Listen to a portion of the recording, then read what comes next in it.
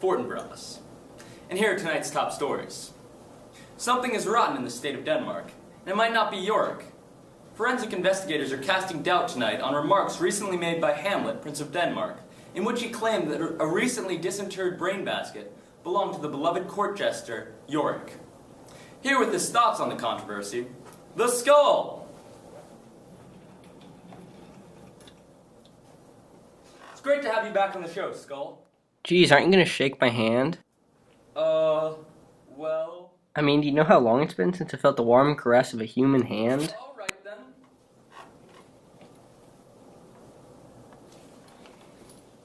So, what do you have to say about the allegations that you're not actually Yorick's cranium? Of course I'm Yorick's skull. You think Hamlet would speak all pretty to the head of some lumbering Neanderthal? Alright. So, any jokes for us, Yorick? How about this one? What does a skeleton say before a tasty meal? Bon appetit. Wow. I mean, that's the best you've got? I've been dead for like 15 years, alright? You dig me up and expect me to be the next John Belushi? And we're done here. Remember me! Authorities have called off the search for Polonius, saying that it's highly unlikely that the pompous old windbag will be found alive. Here with his comments on this new development is... Polonius? Oh, wow. Hey, Polonius. Hey, Fortinbras. It's good to be back, you know? Jeez, what happened to you? You know, I was camping out behind the curtain in Queen Gertrude's chamber. I trying to get a glance at her handsome figure, you know? You know what I mean, right? Yeah? And I was getting a little hot and bothered, you know? Just trying to move around. Next thing I know, I got a sword sticking through my chest. I mean, that's awful. Can we get you anything? Aspirin? How's the lines that don't make me look like a jerk, huh? Oh, I am slain. Oh. Between Gertrude's hasty remarriage to Claudius, Hamlet and Ophelia's relationship falling to pieces, and Laertes possibly having a thing for his sister, there's a lot of love in Denmark as we approach February 14th. Here was some advice for planning a special day with that special someone. Our relationship correspondent, Ophelia. How should I, your true love, know from another one? By his cockle hat and staff and shoulder shoon. Alright then. So, Ophelia, do you have any suggestions on making Valentine's Day truly unforgettable? Tomorrow is St. Valentine's Day on the morning bedtime, and I, your maid, at your window to be your Valentine. Maybe that was some sort of advice for a romantic Valentine's Day. We're gonna assume that. Young men will do it if they come to it. By cock, they are to blame. Okay. Any special gifts that would make a nice There's Valentine's fennel present? for you, and columbines. Okay. I would give you violets, but they used them all on my father's grave. Was that flowers? I think she meant, but flowers. I don't know. Chocolates are always nice. Some scented candles. A little Marvin Gaye. Some Barry White. Set the mood a little bit.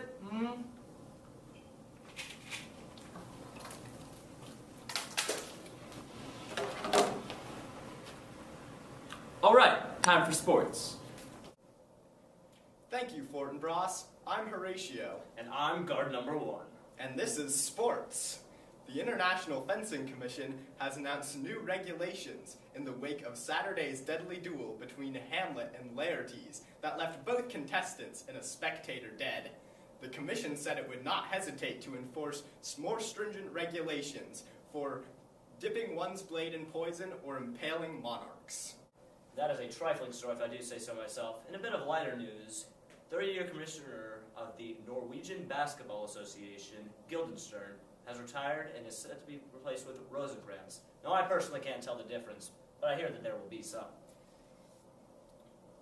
But in more bright news, the Olympics have started for Norway. Are you excited for this? Oh, I am so race? excited. I love the Olympics. We are set to even do well in the summer games this time. We've been historically very good at the winter games, but the summer games, we have some great swimmers. We have Ophelia, who's really been trying very, very hard. She's been going really hard in the pool. In fact, she had to be dragged out because she was so committed. Oh, that's commitment right there. I mean, it's just inspiring. Oh, so inspiring. Oh, I just love the Olympics. In other Olympic news, Winter Olympics this time, a new study released by the International Skating Commission says that figure skating indeed does make you less of a man. So there, Laertes! And I'll tell you.